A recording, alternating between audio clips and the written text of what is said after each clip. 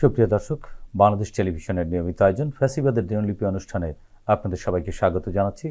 আপনাদের সঙ্গে আছি আমি সাঈদ খান। আলোচনার জন্য আমার সঙ্গে আছেন দুজন অতিথি। আমার ডান দিকে রয়েছেন ডাকসুর সাবেক ভিপি, গণ অধিকার পরিষদের সভাপতি নুরুল হক নূর। আমার বাম দিকে রয়েছেন সিনিয়র সাংবাদিক আফাজ উদ্দিন বিপ্লব। কোনো শাসক যখন জনগণের মৌলিক অধিকার কেড়ে নেয় তখনই ঘটে গণবিপ্লব। 69, 90 এবং 24-এর অভ্যুত্থান তাই বলে।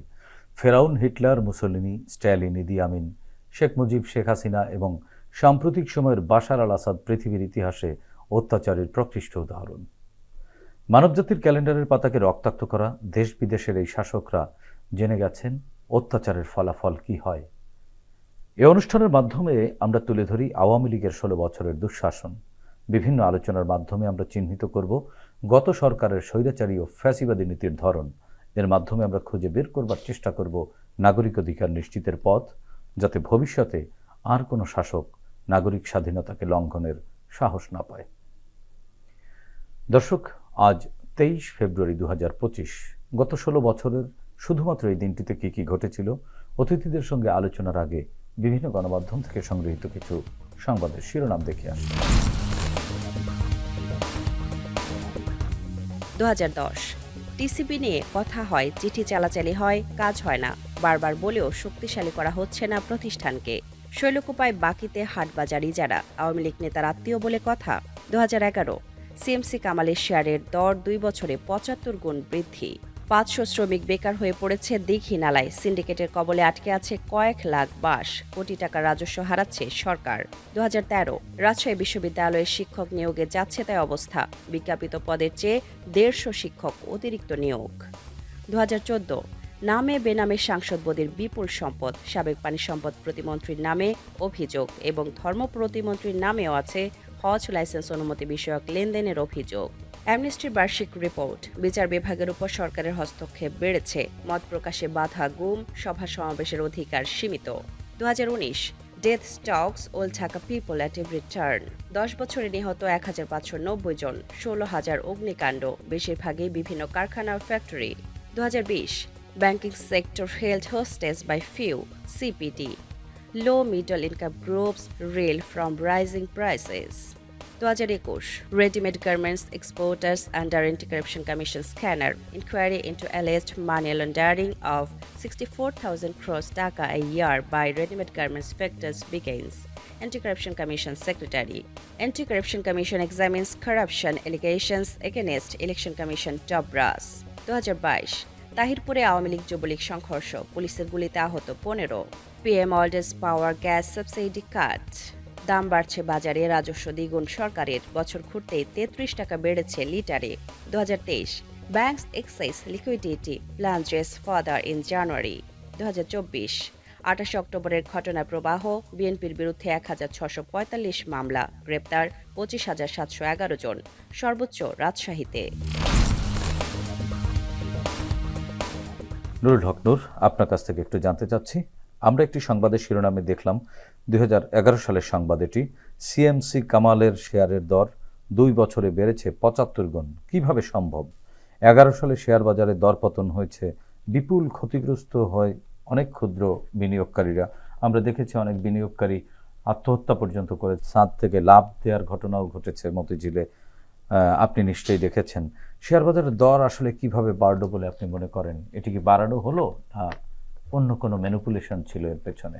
অর্থনৈতিক দুর্বৃত্তায়ন শেখ হাসিনার সরকারের আমলে এটা সকলেই জানে যে বিশেষ করে ব্যাংক এবং শেয়ার বাজারগুলোতে নিয়ম বহির্ভূতভাবে, বিশেষ করে শেয়ার বাজার থেকে ভুয়া কোম্পানি খুলে শেয়ারের দাম বাড়িয়ে কারসাজি করে, এবং বিশেষ করে সুনির্দিষ্ট কয়েকজন ব্যক্তি, সালমান এফ রহমান কিংবা সিকিউরিটি এক্সচেঞ্জ কমিশনের সাথে যারা ইনভলভ ছিলেন, তারা কারসাজি করে কিভাবে ভুয়া কোম্পানিগুলোর শেয়ার রাতারাতি বাড়িয়ে দিয়েছেন এবং অনেক প্রতিষ্ঠিত কোম্পানিকে পথে বসিয়ে দিয়েছেন। এবং বিশেষ করে এই শেয়ার বাজারে প্রায় 32 লক্ষ বিনিয়োগকারীদের বিশেষ করে কয়েকবার আন্দোলন হয়েছে, আপনারা জানেন। এখনও তো 32 লক্ষ, সেটা আগে 18, 20, 22, 25 লক্ষ ছিল এরকম।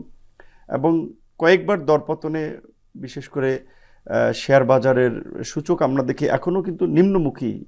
এখন এই পরিবর্তিত প্রেক্ষাপটেও কিন্তু যে শেয়ার বাজার দাঁড়িয়েছে, ঘুরে দাঁড়ায় নেই। এমনকি এখনও এই শেয়ার বাজার ডাউন সংশ্লিষ্টরা ট্রেন্ডেই আছে এখনো। এটা ডাউন ট্রেন্ডে আছে এবং শেয়ার বাজার সংশ্লিষ্টরা অনেকেই বলে যে তারা আগের কারসাজির সাথে ইনভলভ ছিল এবং যাদেরকে দায়িত্ব দেওয়া হয়েছে তারা বাজার এবং বাস্তবতা সম্পর্কে অনভিজ্ঞ। তো এই ফ্যাসিবাদের বিষয়ে সে সময়ের শেয়ার বাজার থেকে হাজার হাজার কোটি টাকা উধাও করে নিয়ে যাওয়া এবং বিশেষ করে ঢাকা বিশ্ববিদ্যালয়ের মার্কেটিং বিভাগের শিক্ষক ছিলেন সর্বশেষ এই পরিবর্তনের আগে যিনি বিএসসির সিকিউরিটি এক্সচেঞ্জ কমিশনের চেয়ারম্যান ছিলেন শিবলি রুবায়তুল ইসলাম, আমরা তারও অপকর্মগুলো দেখেছি। যদিও তিনি গ্রেপ্তার হয়েছেন, কিন্তু আমি মনে করি গত 16 বছরে এই শেয়ার বাজারের প্রকৃত রহস্য উন্মোচন করার জন্য সিকিউরিটি এক্সচেঞ্জ কমিশনের প্রত্যেকটা চেয়ারম্যান থেকে শুরু করে যারা এই বাজার কারসাজির সাথে জড়িত ছিলেন, সালমান এফ রহমান তো আলোচিত নাম, শেয়ার বাজারের কারণেই তো সে দরবেশ বাবা হিসেবে পরিচিত হল। এখন আমরা যেটা দেখছি যে বেক্সিমকোর প্রপার্টি আছে আপনার কিছু জায়গায় পত্রিকা দেখলাম 600 কোটি টাকা, আর তার ঋণ হচ্ছে 40,000 কোটি টাকা। তাহলে 600 কোটি টাকার প্রপার্টিতে সে কিভাবে 40,000 কোটি টাকার ঋণ পেল? তাহলে এই তিনি প্রভাব খাটিয়েছেন, তিনি তো প্রধানমন্ত্রীর বেসরকারি খাত বিষয়ক উপদেষ্টা, প্রধানমন্ত্রীর প্রভাব খাটিয়েছেন এবং প্রধানমন্ত্রী তো জানতেন যে সালমান এফ রহমানরা পেটে করতেছে কিংবা এস আলমরা শেয়ার বাজার ব্যাংক থেকে হাজার হাজার কোটি টাকা নিচ্ছে কিংবা অন্যান্য এই লুটেরা গ্রুপ তাপসের লোটাস কামাল তাপসেরা এই মধুমতি ব্যাংকে বিভিন্ন প্রতিষ্ঠানকে বাধ্য করছে, এই সমস্ত ডেটা সব ইনফরমেশন তো তার কাছে ছিল এবং তিনি তো জানতেন এগুলো, যেটা আল জাজিরাতে যে ডকুমেন্টারি করেছিল যে all the prime ministers man, তো যারা করেছে তারা তো সবাই প্রাইম মিনিস্টার ম্যান ছিল। শেখ হাসিনার কনসার্নের বাইরে এই দেশে কিচ্ছু হয়নি, তো কাজে এই দায়িত্ব অবশ্যই তিনি এড়াতে পারেন না এবং যার ফলেই তো তার এই নির্মম নিষ্ঠুর পতন এবং পরিণতি আমরা দেখলাম যে দেশ থেকে পালিয়ে গেলেন। বিপ্লব ভাই, আপনি তো দীর্ঘদিন যাবৎ সাংবাদিকতা করেন এবং গণমাধ্যমের বিভিন্ন বড় বড় পদে দায়িত্ব পালন করেছেন, এই সংশ্লিষ্ট অজস্র খবর আপনাকে মাটিচাপা দিতে হয়েছে। শেয়ার বাজার ম্যানিপুলেশনটা আসলে কিভাবে হয়েছিল? শেয়ার বাজার ম্যানিপুলেশন এটা শেয়ার বাজারের একটা অংশ, এটা সব দেশেই হয়, সব জায়গায় হয়, কিন্তু আমাদের দেশে বিশেষ করে বিগত 16 বছরে এই ফ্যাসিজমের সময় এটা অস্বাভাবিকভাবে এটা হয়েছে আর কি। সিএমসি গ্রুপ, এটা লোটাস কামালের একটা টেক্সটাইল খাতের একটা কোম্পানি, এটার কিছু পুঁজিবাজারভুক্ত কোম্পানি। এটার শেয়ারটা যে ঘটনাটা আপনি বলছেন সেই ঘটনাটা ধরেই আপনি বলি, এটা শেয়ারের ফেস ভ্যালু ছিল 100 টাকা, এটা যখন পতন কমে গেল 40 টাকা, তারা ওইটার ফেস ভ্যালু ভেঙে করে দিল 10 টাকা করে, 10 টাকা করে দিয়ে দেওয়াতে ওইটার সেল প্রাইস তখন 30 টাকা চলে আসলো। কিন্তু 10 টাকা 100 টাকারটা 10 ভাগ হয়ে গেল, কিন্তু 10 ভাগ হয়ে যাওয়াতে আপনার 10 টাকার ফেস ভ্যালু তখন আপনার 100 টাকারটা তখন 3000 টাকায় উঠে গেল। এইভাবে তারা মানে 1-2 দিনের মধ্যেই এই কারসাজিটা করে দ্বিগুণ লাভ করে ফেললো। এইটা করছে কারা? ওই তাদেরই একটা নেক্সাস থাকে কোম্পানির মধ্যে, তারা 4-5 জন মিলে একটা বিশাল অংশের শেয়ার কিনে নেয়। ক্ষুদ্র বিনিয়োগকারীরা দেখে যারে বিশাল তো দাম বাড়তেছে, তারা ওইটা দেখে প্রলুব্ধ হয়ে হুমড়ি গিয়ে পড়ে। যখন ক্ষুদ্র বিনিয়োগকারীরা হুমড়ি গিয়ে পড়ে বিপুল পরিমাণ করে, তখন আস্তে আস্তে করে তারা আবার সরে পড়ে, ওই টাকাটা উঠিয়ে নিয়ে সরে পড়ে। এইভাবে এবং শেয়ার বাজারে গত 15 বছরে যতগুলো গ্যাম্বলিং হয়েছে একই পদ্ধতি, এটা একটা নেক্সাস। তারা প্রথমে দেখে টুপ ফেলে ওই আপনার ক্ষুদ্র বিনিয়োগকারীদেরকে আকৃষ্ট করে তারপরে যখন তাদের টার্গেট পূরণ হয় তখন তারা আস্তে করে নিজেরা সরে পড়ে। এটা বেক্সিমকো বলেন, এস আলম বলেন বা লোটাস কামাল বলেন, বড় বড় যারা শেয়ার বাজার, শুধু এই শেয়ার বাজারের যে কালো অর্থের চক্র, এই চক্র কোন পর্যন্ত আসলে গড়ায়? এই চক্রটি একটু এই চক্রটা একেবারে টপ টু বটম। তো এই যে এত হাজার হাজার কোটি টাকা লুটপাট, এটা কিন্তু আপনি মনে করছেন যে তখনকার যে সরকার প্রধান ফ্যাসিস্ট যে প্রধান, তার কথা ছাড়া কি 40,000 টাকা লুট করা বা 500 কোটি টাকা লুট করা এই দেশে কোনোভাবে সম্ভব? কারো পক্ষে সম্ভব না, কারণ এগুলো তো আইনের মারপ্যাচে আটকে যাওয়ার কথা। তারপরে এই যে শিবলি রুবায়াত শেয়ার বাজারকে মানে উদ্বুদ্ধ করার নামে বিভিন্ন দেশে, বাংলাদেশে, দেশের বাইরে রোড শো করছে। আলোচিত হিরুর কথাও তো আমরা হ্যাঁ সবাই একই কাজ করছে, সে রোড শো করছে, করে কোটি কোটি হাজার হাজার কোটি টাকা খরচ করছে। আসলে এইগুলি সব হলো লোক দেখানো করে এই শেয়ার বাজারটাকে মানুষের টাকাগুলো প্রলুব্ধ করে গরিবের পকেট কাটা। আরেকটি সংবাদের শিরোনামে আমরা দেখছি যে সেটি হচ্ছে প্রথম আলোর দুটি প্রতিবেদন। টিসিবি নিয়ে কথা হয়, চিঠি চালাচালি হয়, কাজ হয় না। দারিদ্র্য সীমার নিচে বাস করা মানুষদের নিয়ে সরকারের ভাবনা কেমন ছিল বিগত সময়টাতে? 1 কোটি কার্ড টিসিবি কার্ড দেওয়া হয়েছিল বলেছিল, এর মধ্যে ভুয়া বের হয়েছে 37 লক্ষ। তাহলে তাদের ভাবনাটা কেমন ছিল বুঝতেই পারেন। তারা বলতো যে আমরা কোটির লোককে যেমন লেবে পণ্য দিচ্ছি এই সেই, কিন্তু এর মধ্যে ভুয়াই কার্ডই বের হয়েছে 37 লক্ষ। এই 37 লাখ যে ভুয়া কার্ড, এই ভুয়া কার্ডধারী কারা ছিলেন? এগুলো কি কোনো বাস্তব অস্তিত্ব ছিল না? অস্তিত্ব ছিল না, এগুলি তাদেরই নিজেদের যে দলীয় যে লোকজন, ফেসিবাদের যে মানে তাদের যে লোকজন আছে বিভিন্ন পর্যায়ে, একেবারে গ্রাম পর্যায়ে, ওয়ার্ড পর্যায়ে, ইউনিয়ন লেভেল পর্যায়ে, সে সমস্ত লোকজনকে নামে ভুয়া নামে কার্ড দিয়ে তারা এই লুটপাটগুলি করেছে। জি, একই বিষয়ে নুরুল হক নূর, আপনার কাছ থেকে জানতে চাই, টিসিবির কথা আমরা শুনেছি 10 টাকায় চাল খাওয়ানো, এবং এগুলো দীর্ঘ লাইনের ছবি গণমাধ্যমে প্রচার করা হতো, এবং আমরা দেখতাম যে টিসিবির লাইন উদ্বোধন করা হয়, মন্ত্রীরা গিয়ে বেশ ঘটা করে উদ্বোধন করতেন। বিপ্লব ভাই যেটি বললেন যে 37 লাখ কার্ড ভুয়া বের হলো। টিসিবি তো একটা পার্ট, প্রত্যেকটা এই সুবিধাভোগীদের তালিকা আমরা দেখেছি, বয়স্ক ভাতা, বিধবা ভাতা, সেখানে ভালো মানুষ, দলীয় নেতাকর্মী, সরকারি চাকরি করে তারা ভুক্তভোগী, মানে কার্ডে তারা সেখানে সুবিধা পেয়েছে বা কার্ড করেছে। এই টিসিবির এখানে যারা ডিলারশিপ নিয়েছে বা এটা পরিচালনা করছে তাদের এবং ম্যাক্সিমাম লোকই তো সরকারি দলের রাজনীতির সাথে ইনভলভ ছিলেন। অনেক সময় তাদের যেটা বাজেট দেওয়া হতো যে আজকে ধরেন তারা 200 কেজি পার ডে চিনি সেল করবে, 100 কেজি তারা অন্যভাবেই সেল করে দিত, 100 কেজি ওই ট্রাকে সেল করতো। এবং ঢাকা শহরের মতো জায়গায় আপনি প্রেস ক্লাব দেখবেন, কারণ বাজার, যেখানে দেখেছি আমি কয়েকটা মানুষের সাথে কথা বলে বোঝার চেষ্টা করেছি, শেষ পর্যন্ত অনেকেই পায় না, দাঁড়িয়ে থাকে পায় না। কারণ দুইভাবে, একটা হচ্ছে যে আপনার ওই যেটা তাদের সরবরাহ করে সেখান থেকেও তারা মেরে দেয়, সেকেন্ড হচ্ছে তালিকা করার ক্ষেত্রেও ওই যে ওই ওয়ার্ডের আওয়ামী লীগের নেতাকে, এইখানকার যুবলীগের নেতাকে, তারাই তো লিস্ট একাধিক কার্ড দেয়া। সেখানে প্রকৃত ভুক্তভোগীরা শুধু টিসিবি না, কোনো সেবা নিতে গেলে যদি তার ভিন্ন পরিচয় ছিল সে তো সেবা নেওয়ার প্রশ্নই ওঠে না। আর দলীয় মিছিল মিটিং না করলে তাদের তো এই টিসিবি এটাতে অন্তর্ভুক্ত হওয়ার সুযোগ নাই।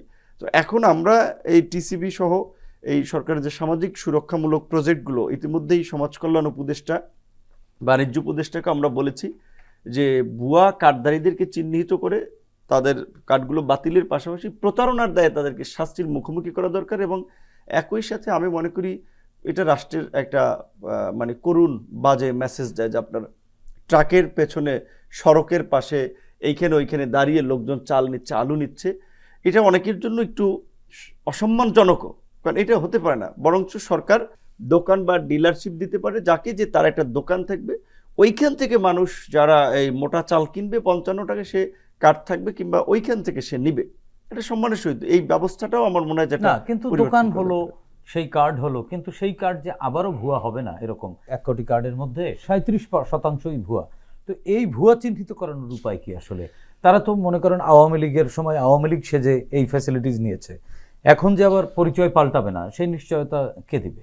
গণঅভ্যুত্থানের পরে আমরা নতুন বাংলাদেশ চাই, আমরা বাংলাদেশকে নতুনভাবে গড়ার স্বপ্ন দেখি। মানুষ কিন্তু, আমরা পুরানোরাই আছি, মানুষ কিন্তু নতুন করে হঠাৎ করে জন্ম হয় নাই বা তৈরি হয় না। আর পুরানো মানুষগুলো যদি একটা প্রক্রিয়ার মধ্যে দিয়ে নতুনভাবে গড়ে ওঠে, তার জন্য একটা সময় লাগবে। যে জন্য আমরা বলছি যে আমাদের একটা রাজনৈতিক সংস্কার প্রয়োজন। রাজনীতির পুরানো ধারা ব্যর্থ হয়েছে, কাজে এখন নতুন ধারার সৃষ্টি করতে হবে।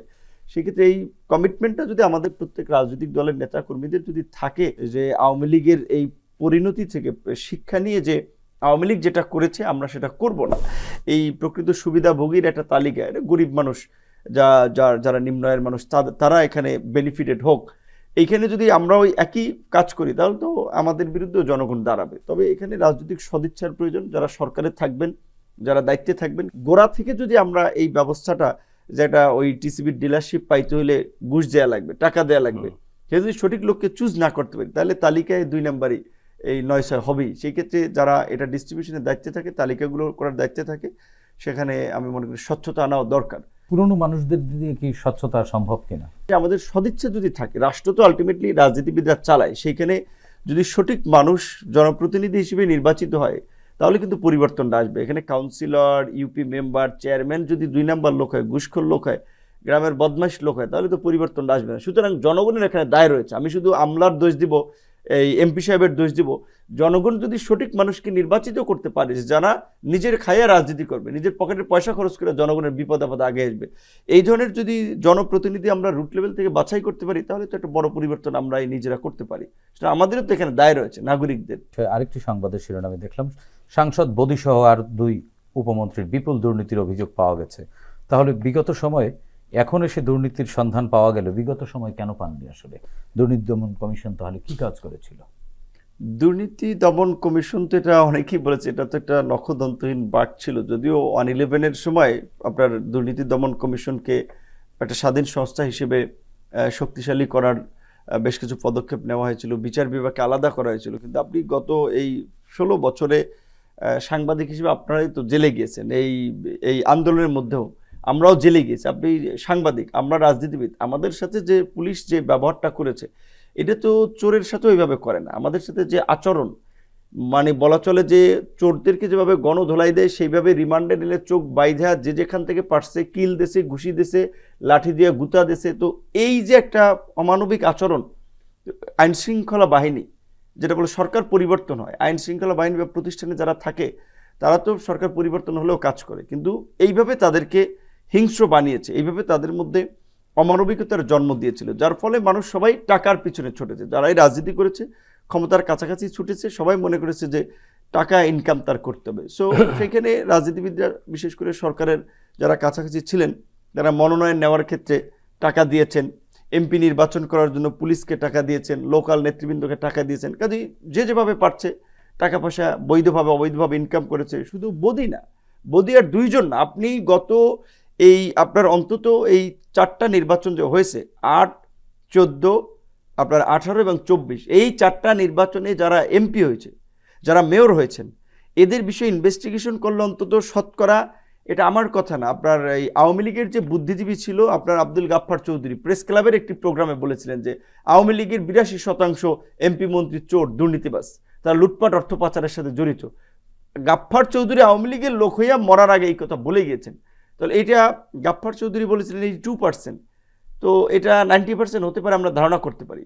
তো সেই জায়গা থেকে এখনকার যে দুদক আছেন, 6 মাস হয়েছেন দুদক কমিশন নতুন করে নিয়োগ পেতে সময় লেগেছে, কিন্তু আমরা আশা করব যে এই নির্বাচনের আগে, এই আগামী নতুন সরকার গঠিত হওয়ার আগে অন্তত দুদকের মাধ্যমে আমরা বেশ কিছু পদক্ষেপ দেখতে পাবো। বিশেষ করে গত নির্বাচনগুলোতে যারা জনপ্রতিনিধি ছিলেন তাদের প্রত্যেকের সম্পর্কে একটা প্রোফাইল যেন জাতির সামনে জনপ্রতিনিধি যারা নির্বাচন করেছেন, প্রশাসনে যারা ছিলেন, ফ্যাসিবাদকে যারা প্রাতিষ্ঠানিকভাবে রূপদান করেছে, সেই প্রশাসনের আমলারা, সেই চাটুকার সাংবাদিকরা, সেই ব্যবসায়ী কমিউনিটি যারা ফান্ডিং করেছে, তাদের তো আপনার বিচারের মুখোমুখি করা দরকার। কিন্তু আপনি দেখেছেন কয়জন সেই ফ্যাসিবাদের দোসর ব্যবসায়ীর গ্রেপ্তার হয়েছে, কয়জনের বিরুদ্ধে কয়টা মামলা হয়েছে, বরঞ্চ অনেকে নিরাপদে দেশ ত্যাগ করেছেন, অনেকে দেশে ভালোভাবে ব্যবসা বাণিজ্য করেছেন।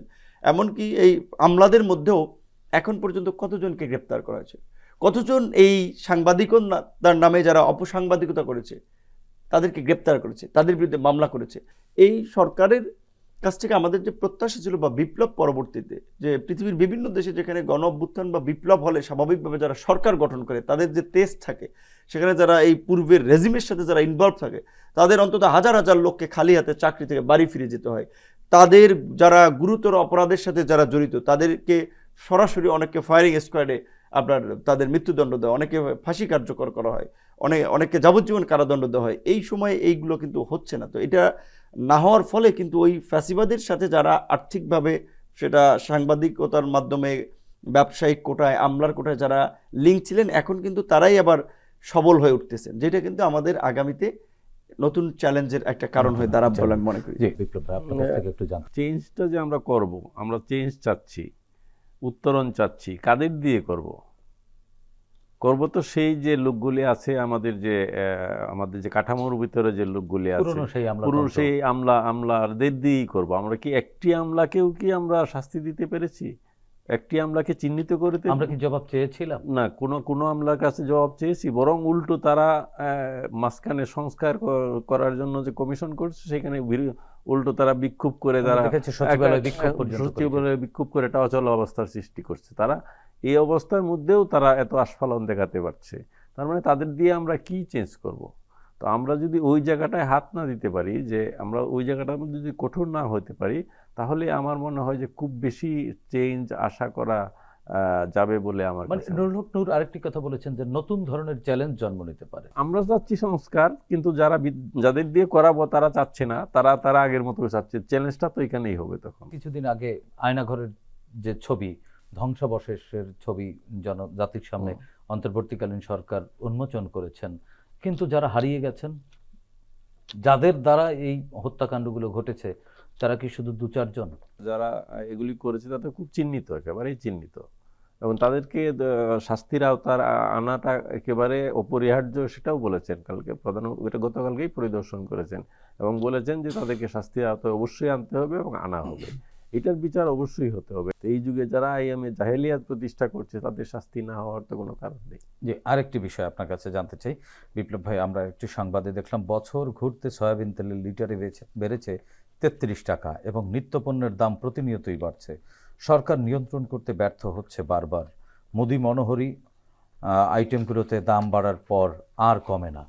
বর্তমানেও তো একই অবস্থা দেখছি আমরা, একই অবস্থা। এবং আমরা এর আগে ফ্যাসিবাদী সরকারের শাসন সময়ে আমরা দেখেছি যেই সিন্ডিকেট, সেই একই সিন্ডিকেটই তো একই ব্যবসায় নিয়ন্ত্রণ করছেন। সেক্ষেত্রে আপনি এই সংবাদটি বিশ্লেষণ বর্তমান আলোকে যদি করতে বলা হয়, কিভাবে বিশ্লেষণ তো আপনি বলে দিলেন যে একই লোকজন, একই গ্রুপ, একই সিন্ডিকেট, তাহলে এখান থেকে উত্তরণের উপায় কি? দেখেন, সয়াবিন তেল হঠাৎ করে বাজার থেকে উধাও কিন্তু ইদানিং। খোলা তেলের দাম ছিল, বেঁধে দিয়েছিল 185, বোতলজাত 175 থেকে 180, কিন্তু বেঁধে দেওয়ার 1-2 দিন পরেই বাজার থেকে তেল উধাও, একেবারেই পাওয়া যাচ্ছে না। এখন সামনে রমজান, যে পরিমাণ চাহিদা সেই পরিমাণ তেল বাংলাদেশে সব যে গ্রুপগুলি মজুদ আছে, যে গ্রুপগুলি তেলের, বিশেষ করে কয়েকটি গ্রুপই তো তেলের বাজার মজুদ করে, সিটি গ্রুপ, মানে রূপচাঁদা বলেন, তীর বলেন, এই সমস্ত ব্র্যান্ডের যে কিছু তেল আছে, বোতলজাত তেল, ওরাই তো নিয়ন্ত্রণ করে বাজারগুলি। এখন বাজারে কোনো দোকানে এই ধরনের কোনো তেল পাবেন না, কিন্তু কয়েকদিন পরে পাবেন বেশি দাম। তার মানে কি এই সরকারের চেয়ে সিন্ডিকেট অনেক বেশি শক্তিশালী? অবশ্যই শক্তিশালী। এই ব্যবসায়ী সিন্ডিকেট কি কোনো সরকারকে ভাঙতে পারছে?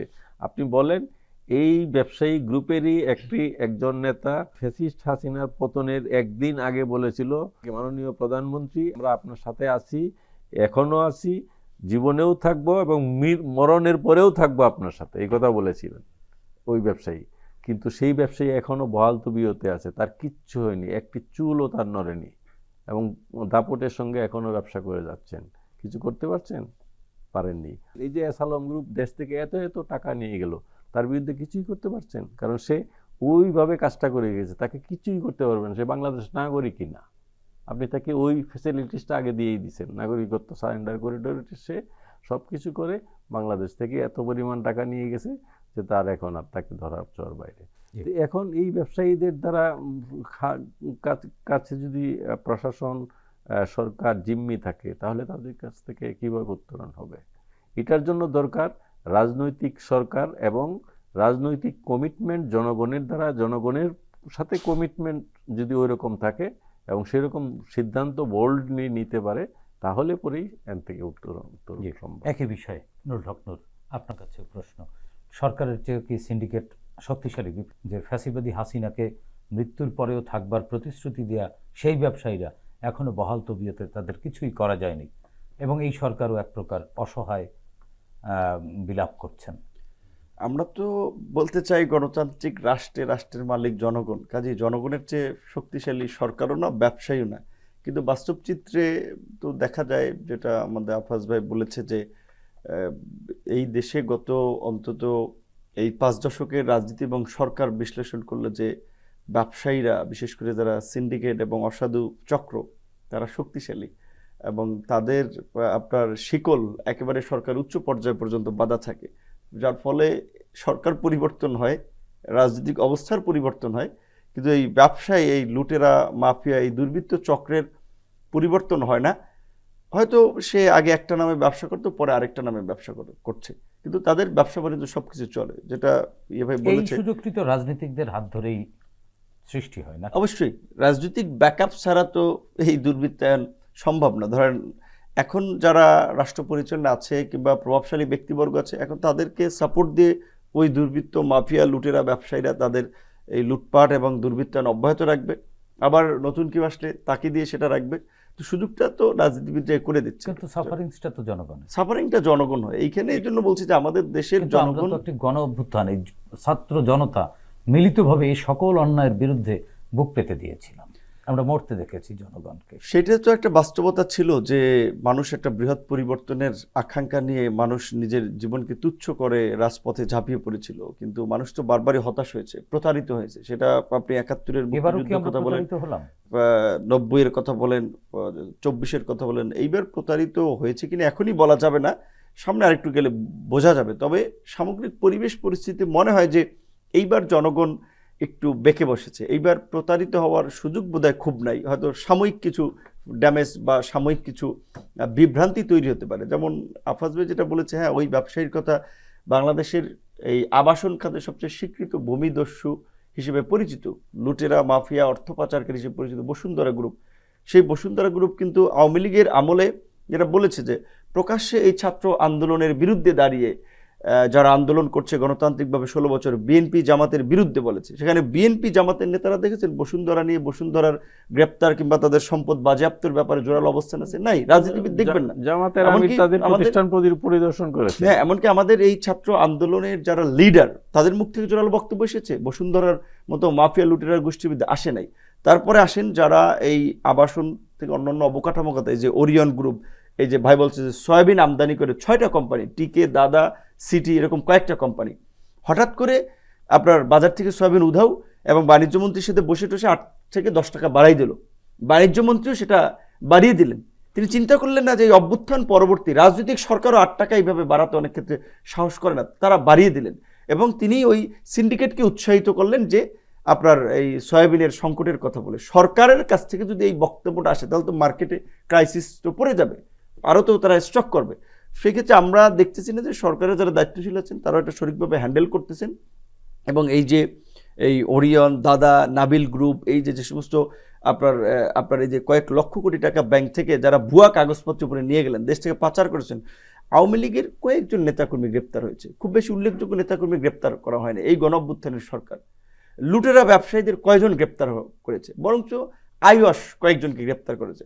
সবাই কিন্তু বহাল তবিয়ত আছেন এবং সবচেয়ে দুঃখজনক হচ্ছে যে সবাই অনেকের দেশ থেকে পালিয়ে গিয়েছেন।